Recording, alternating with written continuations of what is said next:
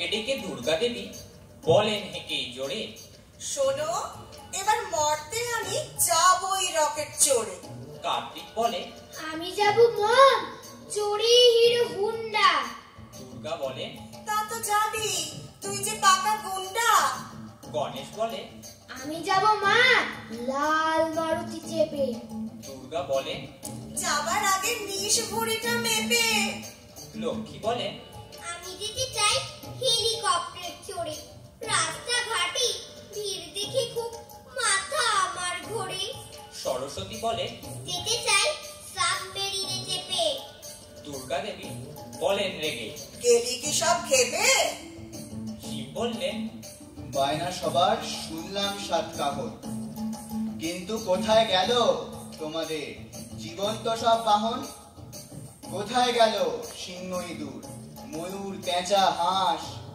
বাবা গজানন, আসল খবর তাও তো পড়েই ফাঁস। সুর দুলিয়ে বললে গণেশ হেসে, হো হো হো হো, বুঝলে বাবা, বাহনরা সব করেছে বিদ্রোহ। সইবে না আর ওরা আমাদের বহন করার ঝক্কি। আদালতে সব যাবে বলেছে বাহন পশু পক্ষী। মামলা করার হুমকিও রোজ দিচ্ছে অবিরত। শুনেই তো শিব বুক টিপ টিপ খেলেন থতমত। বলেন, তোদের নয়া বাহনে চাই তো প্রচুর টাকা, কিন্তু কোথায় পাবো আমি হায়? ট্যাঙ্ক যে আমার ফাঁকা। তাই বলি শোন, বুলেট প্রুফ বর্ম এঁটেই গায়ে, বাহন ছাড়াই যা তোরা সব, এবার হেঁটেই পায়। বলো দুর্গা মাই কি জয়, বলো দুর্গা মাই কি জয়। বলো দুর্গা মাই কি জয়।